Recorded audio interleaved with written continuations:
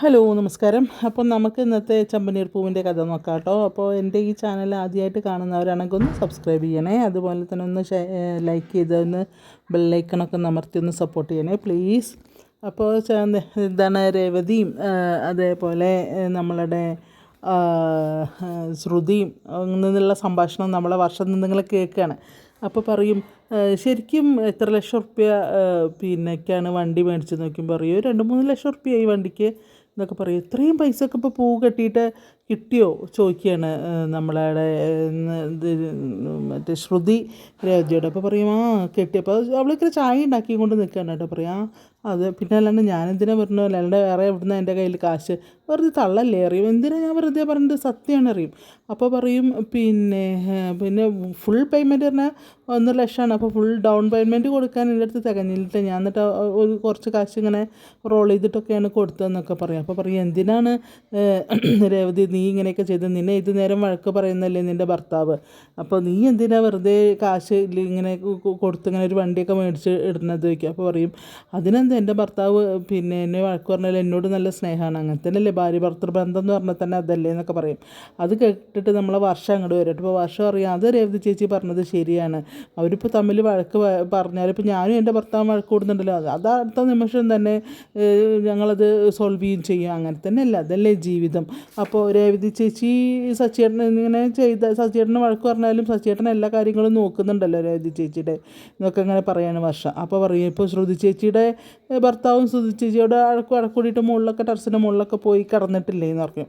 അല്ല അതുണ്ട് എന്നറിയാം, അതിൽ പിന്നെ വലിയ പ്രത്യേകിച്ചൊന്നുമില്ല, അതുതന്നെയാണ് ജീവിതം എന്ന് പറഞ്ഞു കഴിഞ്ഞാൽ എന്നൊക്കെ ഇങ്ങനെ വർഷ പറഞ്ഞ ആൾ ഇത് പിന്നെ കുറച്ച് മന്ദബുദ്ധിയാണെങ്കിലും ചില കാര്യങ്ങളൊക്കെ നല്ല കറക്റ്റായിട്ട് തന്നെയാണ് പറയുന്നുണ്ട് കേട്ടോ. അപ്പോൾ രേവതി ഈ ശ്രുതി ചോദിക്കുക അല്ല എന്താ ഇപ്പോൾ പ്രശ്നം എന്താണെന്ന് ചോദിക്കുമ്പോൾ ഒന്നുമില്ല, എന്നാലും ഇങ്ങനെ വാങ്ങിക്കൊടുക്കുന്നത് എന്തിനാണെന്നുള്ളത് ചോദിക്കണം. പിന്നെ അപ്പോൾ പറയും അദ്ദേഹം എനിക്ക് പൂക്കട ഇട്ട് തന്നില്ലേ, അപ്പോൾ ഞാൻ അദ്ദേഹത്തിന് വേണ്ടി ചെറിയൊരു കാര്യം ചെയ്തു, അതിന് എനിക്ക് ലാഭം കിട്ടി, ഇപ്പോൾ ഇത്രയൊക്കെ ലാഭം കിട്ടാനൊക്കെ ഉണ്ടോ എന്നൊക്കെ ചോദിക്കുന്നുണ്ട്. അപ്പോൾ അറിയാം ലാഭം കിട്ടി അതുകൊണ്ടാണ് ചെയ്തത് എന്നൊക്കെ ഇങ്ങനെ പറയൂ കേട്ടോ. അപ്പോൾ പറയാം ഒന്നുമില്ല എന്നൊക്കെ, അല്ല ഞാൻ വെറുതെ ചോദിച്ചു എന്ന് മാത്രം എന്ന് പറയണ്ടേ. അപ്പോൾ അങ്ങനെ ശ്രുതിയുടെ സംശയങ്ങൾ വർഷയും രേവതിയും കൂടി മാറ്റി കൊടുക്കുകയാണ് കേട്ടോ. അപ്പോൾ പറയും നീ ഇങ്ങനെ ഓരോന്ന് ചെയ്ത് കഴിഞ്ഞ് കഴിഞ്ഞാൽ ഞാനാണ് പെടണമെന്ന് അറിയാം. അപ്പോൾ രേവതി ചോദിക്കും നീ എന്താ പറഞ്ഞേക്കുമ്പോൾ ഒന്നുമില്ല എന്ന് പറയും കേട്ടോ. അങ്ങനെ എന്നാൽ ചായ എന്ന് പറയും. അപ്പോൾ ചായ എന്തിനാ എനിക്ക് ചായ പറയും, നീയല്ലേ തലവേദനിക്കണം ചായ വേണമെന്നല്ലേ പറഞ്ഞത് എന്ന് പറയും. അപ്പോൾ ശരി എന്നാൽ തന്നോളൂ എന്ന് പറയും. എന്നിട്ട് അങ്ങനെ ഒരു ഗ്ലാസ് ചായ വാങ്ങിയിട്ട് അവിടെ നിന്ന് പോവാണേ. അപ്പോൾ വർഷേനോട് ചോദിക്കും വർഷയ്ക്ക് ചായ വേണം വയ്ക്കുമ്പോൾ ഒരു ഗ്ലാസ് കിട്ടി ഞാനും കുടിക്കുമെന്ന് പറഞ്ഞിട്ട് അങ്ങനെ വർഷയ്ക്കും കൊടുക്കാൻ കേട്ടോ.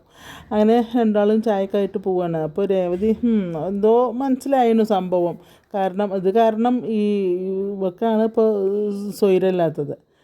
അപ്പോൾ അത് കഴിഞ്ഞ് പിന്നെ കാണിക്കുന്നത് എന്താ വെച്ചാൽ എന്താണ് മഹിമ വരികയാണ് അങ്ങോട്ട്, അതായത് വർഷയുടെ അമ്മ അങ്ങോട്ട് വരുന്നുണ്ട്. അപ്പോൾ അപ്പോൾ കാറ് വന്ന് നിൽക്കുന്ന ശബ്ദം കേൾക്കുമ്പോൾ ചന്ദ്ര പോയി നോക്കുന്നുണ്ട്. അപ്പോൾ നോക്കുമ്പോൾ മഹിമ എന്നൊക്കെ പറഞ്ഞിട്ടൊരു പ്രത്യേക ഭാവമൊക്കെ ഉള്ളൂ ചന്ദ്രയ്ക്ക്, കാരണം മരുമകളുടെ അമ്മയല്ലേ, അപ്പോൾ ഇഷ്ടംപോലെ സ്വത്തുണ്ടല്ലോ, അത് കാരണം അപ്പോൾ ഭയങ്കര വരൂ മഹിമ എന്നൊക്കെ പറഞ്ഞ് വിളിക്കുകയാണ്. അപ്പോൾ അവിടുന്ന് രേവതി എന്ന് വിളിക്കുകയാണ്.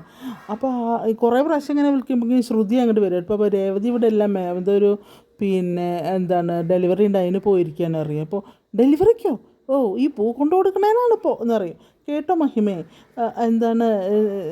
പിന്നെ ഇവിടെ ഒരുത്തിയുണ്ട്, ഒരാൾ വന്ന് ഒരു വെള്ളം എടുത്ത് കൊടുക്കാൻ പോലും ആരുമില്ല, അവൾ പൂക്കച്ചവടം എന്നും പറഞ്ഞ് നടക്കുകയാണ് എന്നറിയാം. അപ്പോൾ മഹിമ എടുത്ത വഴിക്ക് അറിയാം അത് നല്ല കാര്യമല്ലേ, പൂക്കച്ചവടം മോശം പരിപാടി എന്നല്ല, അതൊരു ബിസിനസ്സല്ലേ എന്ന് പറയുമ്പോൾ ചന്ദ്രയുടെ വായടയാണ്.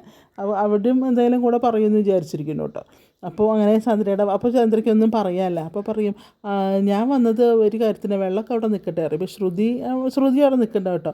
അപ്പോൾ ഞാൻ വന്നതൊരു വേറെ കാര്യം സംസാരിക്കാൻ വേണ്ടിയിട്ടാണ് അറിയാം. അപ്പോൾ പറയാം എന്ത് കാര്യമാണ് സംസാരിക്കുന്നത് എന്നൊക്കെ ചോദിക്കുക. അപ്പോൾ പറയും നമ്മളെന്തായാലും ഇപ്പോൾ ഇവരുടെ കല്യാണം കഴിഞ്ഞു, നമ്മൾ ഇനിയിപ്പോൾ ഒരു റിസപ്ഷൻ നടത്തുമ്പോൾ കുറേ നാളുകളായില്ലേ, മാസങ്ങൾ കഴിഞ്ഞില്ലേ ഇപ്പോൾ കുട്ടികളുടെ കല്യാണം കഴിഞ്ഞിട്ട്. അപ്പോൾ കുട്ടികൾക്ക് ഇനിയിപ്പോൾ അങ്ങനെ ഒരു തെറ്റ് ചെയ്തിട്ട് പിന്നെ അതിനെന്തെങ്കിലും ഒരു പോംവഴി കാണണമല്ലോ എന്നിങ്ങനെ പറയും ചന്ദ്ര. പറയാം അതിനൊരു പോംവഴിയായിട്ടാണ് ഞാൻ വന്നത്. അപ്പോൾ അതെന്താ വെച്ചാൽ താലി മാറ്റി കെട്ടൽ ചടങ്ങുണ്ടല്ലോ അറിയും, അതൊക്കെ എപ്പോഴും ഉണ്ടോ ചോദിക്കും ചന്ദ്ര. ചന്ദ്ര. ഉണ്ട്. ഇപ്പം എന്താ ഇല്ലാത്തത്? ഇപ്പോൾ കല്യാണത്തിന് തലേ ദിവസം ഹൽദി അത് ഇത് എന്നൊക്കെ പറഞ്ഞിട്ട് കുറേ പരിപാടികളുണ്ടല്ലോ. അപ്പോൾ നമുക്ക് അവരുടെ താലിമാറ്റൽ ചടങ്ങ് ഒരു ഫങ്ഷനായിട്ട് നടത്താം. എന്നാൽ എൻ്റെ റിലേറ്റീവ്സിൽ നിന്നും ഒക്കെ കുറേ പേരെ വിളിക്കായിരുന്നു എന്നൊക്കെ അങ്ങനെ പറയും കേട്ടോ. അപ്പോൾ നിങ്ങളുടെ ആളുകളും ഒക്കെ കൂടെ ഉണ്ടെങ്കിൽ സംഭവം സൂപ്പറാക്കായിരുന്നു എന്നൊക്കെ അങ്ങനെ പറയും. അപ്പോൾ പിന്നെ പറയുകയാണ്, അപ്പോൾ അതങ്ങനെ ഒരു ഫങ്ഷനാക്കാനാന്ന് പറയും. അപ്പോൾ അത് ശരി.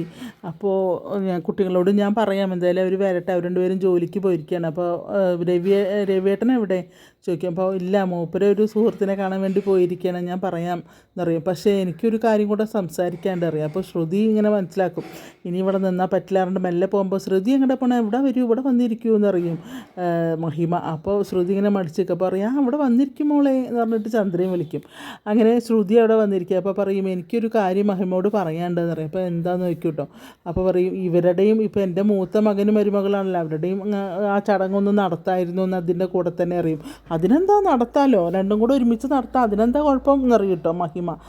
അങ്ങനെയാണെങ്കിൽ പിന്നെ നമുക്കൊരു ദിവസം നിശ്ചയിച്ചിട്ട് ഈ ചടങ്ങ് അങ്ങോട്ട് നടത്താം, താലിമാറ്റി കെട്ടണ ചടങ്ങ് അങ്ങോട്ട് നടത്താമെന്ന് പറയാൻ കേട്ടോ. അപ്പോൾ ശരി എന്നൊക്കെ പറഞ്ഞങ്ങനെ പിന്നെ ഉറപ്പിക്കണം. എന്നാൽ ഞങ്ങൾ വരട്ടെ അറിയും. ഒരു ഗ്ലാസ് വെള്ളം പോലും തരാതെ പോവുകയാണ് വയ്ക്കുമ്പോൾ അതൊന്നും കുഴപ്പമില്ല, അത് സാരില്ല എന്നറിയും. അപ്പോൾ ശ്രുതി മെല്ലെ നീച്ചു പോയിട്ട് ചായ ഉണ്ടാക്കാമെന്ന് പറയുമ്പോഴാണ് ശ്രുതിനെ പിടിച്ച് അവിടെ ഇരുത്തുന്നത് കേട്ടോ. അങ്ങനെ ഒരു രണ്ടാളും കൂടെ പോവുകയാണ്. പിന്നെ അല്ല സോറി, മഹിമ പോവുകയാണ് കേട്ടോ. മഹിമ പോവും. അതിൽ കഴിഞ്ഞിട്ട് മെല്ലെ ശ്രുതി മെല്ലെ തടി എടുക്കാൻ നിൽക്കുമ്പോഴേക്കും ശ്രുതിനെ വിളിക്കുന്നുണ്ട് പിന്നെ ഇയാൾ ചന്ദ്ര. അതിൽ ശ്രുതിയോട് പറയാണ്, നിങ്ങൾ എന്തായാലും നിങ്ങളുടെ രണ്ടുപേരുടെയും താലി മാറ്റി കെട്ടുന്ന ചടങ്ങിന് എന്തായാലും നിർബന്ധമായിട്ട് നിൻ്റെ അമ്മോട് അല്ല അച്ഛനോട് വരാൻ വേണ്ടി പറയണം ശ്രുതി അറിയാം. അപ്പോൾ ആൻറ്റി അതെങ്ങനെ പറയറിയാം, എന്താ നിൻ്റെ അച്ഛൻ എന്താ വന്നൂടെ, ഇതുവരെ ഇങ്ങോട്ട് വന്നിട്ട് ഒന്ന് വിളിക്കുകയൊന്നും ചെയ്തിട്ടില്ലല്ലോ, എന്തായാലും നിൻ്റെ അച്ഛനോട് വരാൻ വേണ്ടി പറയണമെന്ന് പറയും. അപ്പോൾ ആകെ ശ്രുതി വെട്ടിലായി. പറയും, ഞാൻ എങ്ങനെ ഇപ്പോൾ അച്ഛനോട് പറയണം, പറയാതിരിക്കാൻ പറ്റില്ല. കാരണം ഇത് 2 ദിവസത്തെങ്കിലും ലീവ് എടുത്ത് ഇവിടെ എത്താൻ പറയണം മലേഷ്യയിൽ നിന്ന്, അല്ലെങ്കിൽ എന്തെങ്കിലും പ്രശ്നം ഉണ്ടെന്ന് ഞാൻ അങ്ങോട്ട് വിചാരിക്കുന്നതൊക്കെ അങ്ങനെ പറഞ്ഞ് ഭീഷണിപ്പെടുത്തിയ ശ്രുതി ശരിക്കും വെട്ടിലായി കിടക്കുകയാണ് കേട്ടോ. അതിൽ എന്ത് ചെയ്യണമെന്ന് അറിയാണ്ട് നടക്കുകയാണ്. അപ്പോൾ അത് ശരി, ഞാൻ പറയാം ആൻറ്റി എന്ന് പറയാൻ കേട്ടോ. എനിക്ക് എല്ലാ കുരിശും പോയിട്ട് അവസാനം അവളുടെ തലയിലേക്കാണ് വരുന്നത്. അവിടുന്ന് പിന്നെ അവൾ ഇങ്ങനെ ഇതിൽ ചെന്നിട്ട് മീരോട് പറയുകയാണ്. അപ്പോൾ പറയും, എന്താ ഞാൻ ചെയ്യേണ്ടതെന്ന് അറിയില്ല, ഇനിയിപ്പോൾ താലി മാറ്റിക്കട്ടൽ ചടങ്ങാണ്, അതിന് അച്ഛനോട് വരാൻ പറയുക. ഞാൻ എങ്ങടെ പോവുക, എത്രങ്ങാനും പൈസ വേണമെന്നറിയോ, എവിടേക്കാണ് ഞാൻ പൈസയ്ക്ക് പോകാൻ, ചുറ്റും കട, ഇനി എനിക്ക് എവിടെ നിന്ന് കിട്ടാനില്ല, ഞാൻ ആകെ പെട്ടിരിക്കുകയാണ്. അപ്പോൾ ഒരു കള്ളം പറയുന്നതിൻ്റെ പിന്നാലെയാണ് അടുത്ത കള്ളങ്ങൾ വരുന്നത് എന്നൊക്കെ ഇങ്ങനെ മീരോട് പറയും. അപ്പോൾ പറയും, ഇനിയിപ്പോൾ ഒരു രക്ഷയില്ല, എന്തെങ്കിലും വഴി കണ്ടല്ലേ പറ്റുള്ളൂ പറയുമ്പം, ആണ് ഒരു വല്ല വഴി കണ്ടേ പറ്റുള്ളൂ, ഇനിയിപ്പോൾ അതിനെന്താ ഞാൻ ചെയ്യേണ്ടതെന്ന് എനിക്ക് അറിയില്ല എന്നൊക്കെ ഇങ്ങനെ മീരോട് പറയും. നോക്കാം, നമുക്ക് എന്തെങ്കിലും വഴിയുണ്ടോ നോക്കാം എന്നറിയാം. ഒരു അങ്കിളിനെ ഇറക്കിയതല്ലേ ചെറിയച്ഛനെ, അതേപോലെ ഇനിയിപ്പോൾ ഒരു അച്ഛനെ ഇറക്കണമെങ്കിലും കാശ് കുറേ വേണം. പിന്നെ അതുപോലെ ഈ ചടങ്ങെന്ന് പറഞ്ഞു കഴിഞ്ഞാൽ പിന്നെ കുറേ പൈസയുടെ ആവശ്യമുണ്ട്. ശ്രുതിക്കാണെങ്കിൽ ഒരു ചൂടുമില്ല, ശ്രുതിക്ക് ഒരു പണിയില്ല. മാത്രമല്ല ഇപ്പോൾ കാനഡയ്ക്ക് പോകുമെന്നും പറഞ്ഞിട്ട് ഇരിക്കുകയാണ്. കാനഡയിൽ പോണ കാര്യം പറഞ്ഞു, 14 ലക്ഷം രൂപയൊക്കെ കൊടുത്ത് പോകണമെന്ന് പറയുന്നുണ്ട് അറിയാം. പറച്ചിൽ തന്നെ ഉള്ളൂ. കാരണം ശ്രുതി ഒന്ന് സപ്പോർട്ട് ചെയ്യുകയാണെങ്കിൽ എനിക്ക് പ്രശ്നമായിരുന്നു, കുറേ കാര്യങ്ങളൊക്കെ ശ്രുതിയോട് പറയായിരുന്നു. ഇതിപ്പോൾ ശ്രുതിയുടെ സപ്പോർട്ട് എനിക്കില്ല. ശ്രുതിക്കാണെങ്കിൽ കുഴി മടി, ഒരു പണിക്കും പോകണമില്ല. ഇപ്പോൾ കാനഡയിൽ പോകാമെന്ന് പറഞ്ഞിട്ടുള്ള സ്വപ്നം കണ്ടുകൊണ്ട് നടക്കുകയാണ് എന്നൊക്കെ ഇങ്ങനെ പറയും കേട്ടോ. അവൾ ശരിക്കും മനസ്സിലായ പോലെയാണ് ശ്രുതി. അത് കഴിഞ്ഞിട്ട് എന്തെങ്കിലും വഴിയുണ്ടോ നോക്കാമെന്നൊക്കെ അങ്ങനെ പറയും. പിന്നെ അത് കഴിഞ്ഞ് മഹിമ വീട്ടിൽ ചെല്ലുമ്പോൾ കാണാം മധുവേട്ടൻ, അതായത് വർഷയുടെ അച്ഛൻ അവിടെ ഇരിക്കുന്നത്. അപ്പോൾ നീ ഇതെവിടെ പോയിട്ട് വരികയാണെന്ന് ചോദിക്കും. അപ്പോൾ ഞാൻ വർഷയുടെ വീട്ടിൽ പോയിട്ട് വരിക. വർഷയുടെ വീട് ഇതല്ലേ എന്ന് പറയും. അതല്ല, ഭർത്താവിൻ്റെ വീടല്ലേ ഇപ്പോൾ വീട്, മകളെ വർഷയുടെ വീട്, അതല്ലേ അവളുടെ വീട് എന്നറിയാം. അവളുടെ വീട്, നീയല്ലേ അവളെ ഇങ്ങോട്ട് കൊണ്ടുവരണം എന്ന് പറഞ്ഞത്, എന്നിട്ട് നടന്നോ ഇതുവരെയായിട്ടെന്നറിയാം. അതിനുള്ള വഴികളൊക്കെ ഞാൻ ഒരുക്കിക്കൊണ്ടിരിക്കുകയാണ് പറയും. അപ്പോൾ അറിയാം, എന്ത് വഴികളാണ് നീ ഒരുക്കുന്നത്, ഒന്നും നടക്കില്ല എന്നറിയാം. ആ പയ്യനൊന്നും അവൻ്റെ വീട് വിട്ട് വരില്ല എന്ന് പറയും. ഞാൻ അതിന് വേണ്ടി ഒരു താലിമാറ്റൽ ചടങ്ങ് നടത്താൻ തീരുമാനിച്ചാണ് മധുവേട്ടാന്ന് പറയും. താലിമാറ്റൽ ചടങ്ങ്, അതെന്ത് ചടങ്ങാന്ന് ചോദിക്കും. അങ്ങനെ വിവരങ്ങൾ പറയും.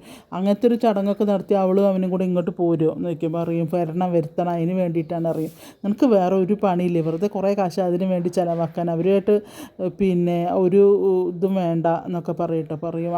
അതല്ല പിന്നെ എന്നാലേ അവളെ ഇങ്ങോട്ട് വരുത്താനുള്ള വഴികൾ കണ്ടുപിടിക്കണം, നീ എന്താ ഉദ്ദേശിക്കുന്നത് അറിയാം. അപ്പോൾ പറയും, പിന്നെ എന്താണ് ആ താലിമാറ്റൽ ചടങ്ങിൻ്റെ ഇപ്പോൾ മൂത്ത മകനും മരുമകളും ഡ്രൈവറുടെ മൂത്ത മകനും മരുമകളും കൂടെ ഉണ്ടാവും ആ ചടങ്ങിന് അന്ന്.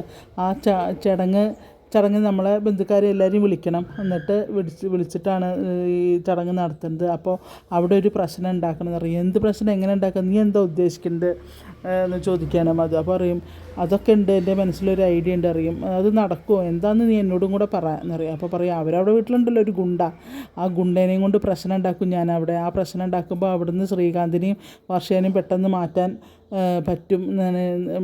പറ്റും എനിക്ക് നല്ല ഉറപ്പുണ്ടെന്ന് അറിയാം. അപ്പോൾ എങ്ങനെ, എന്താണ് നീ ഉദ്ദേശിക്കുന്നത് ഇപ്പോൾ പറയും പ്രശ്നം തന്നെ. അവിടെ അന്നത്തെ ഫംഗ്ഷൻ്റെ അന്ന് സച്ചിനെയും കൊണ്ട് അവിടെ കച്ചറ ഉണ്ടാക്കിയിരിക്കുക.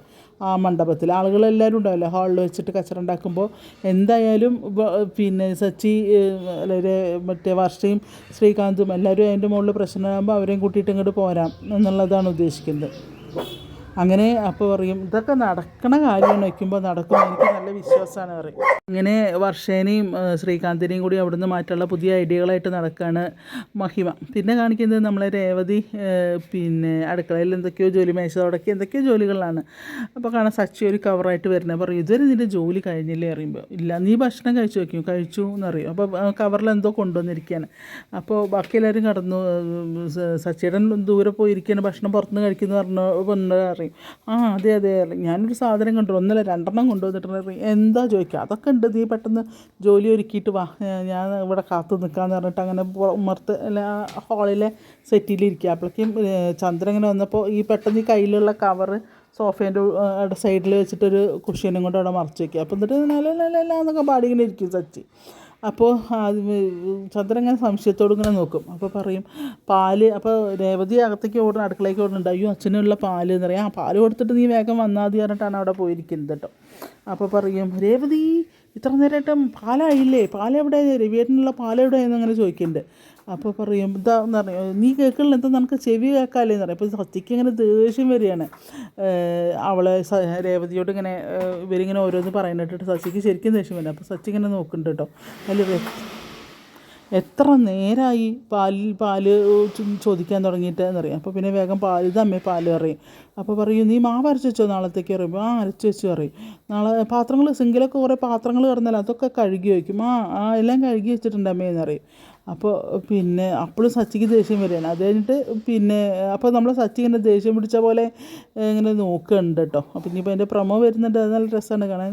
ഇപ്പോൾ ഇതിലില്ല. അപ്പോൾ അതുപോലെ എന്താ പറയുക, എല്ലാവർക്കും നല്ലൊരു ദിവസം ആശംസിച്ചിട്ട് നിർത്തുന്നു. Thank you. പിന്നെ എൻ്റെ ചാനലൊന്ന് സബ്സ്ക്രൈബ് ചെയ്യാൻ മറക്കരുത് പ്ലീസ്. ഓക്കെ.